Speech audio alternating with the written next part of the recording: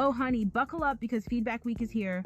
And if you thought last night's drama was the peak, baby, we are just getting started.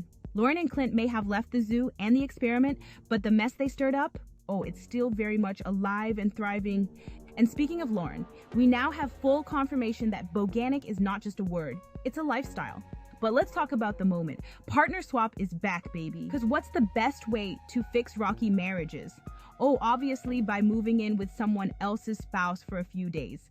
It's giving reality TV gold, and I am here for it. Now, some participants are treating this like an enlightening spiritual exercise, and others, well, they're acting like they just got sentenced to 3 days in solitary confinement. Beth, for example, has just learned that she'll be moving in with Ryan, and her face says it all. Pure agony. Meanwhile, Jackie thinks it's the funniest thing she's ever heard. She gets to move in with Jeff, which she is clearly fine with. Him, on the other hand, he looks like he just found out his tax return got audited.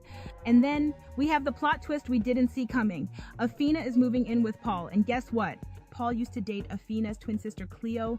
Oh yes, Perth's dating pool is officially confirmed to be a puddle. Paul swears this isn't weird at all, but the look on Karina's face says otherwise. And when Paul accidentally calls Awena Cleo in his confessional, baby, I had secondhand embarrassment so bad I had to pause the TV. Now, while Karina is drowning in discomfort, she decides, you know what? Instead of following the rules and heading to TJ's apartment, she books a temporary apartment and has herself a little cry. I trust him, but my gut is screaming, she sobs. Oh girl, the way that gut feeling has never lied on this show.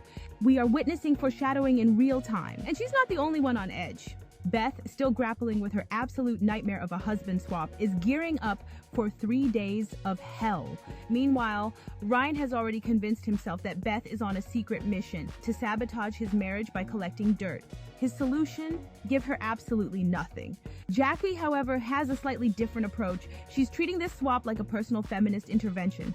She wastes no time walking into Jeff's apartment and handing him a dress to steam. And baby, I screamed. Jeff, to his credit, is surprisingly cooperative. He even offers to cook dinner and clean up after.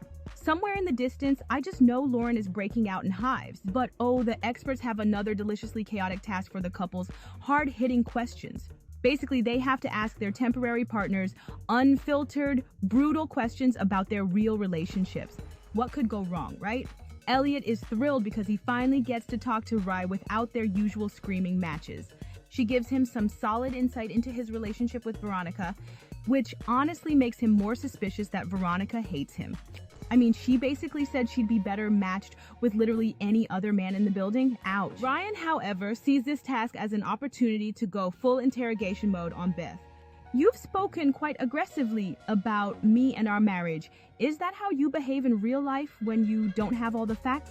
Sir, Beth is holding on to her self-control for dear life, but the long, dramatic bleep that follows? Yeah, she said something, and I bet it was good. Meanwhile, Paul is getting a reality check of his own.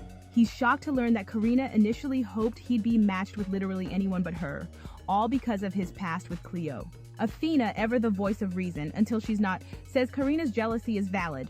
But then Paul drops the real bombshell. He's been ignoring red flags, just like he has in the past. And baby, he came with receipts. Apparently, when he told Karina about his history with Cleo, her immediate response was, I didn't know you would go for that kind of caliber. Screech! Afina is fuming. Excuse me? Where are you in life to be looking down on my twin sister? She hisses in her confessional. And then the KO punch?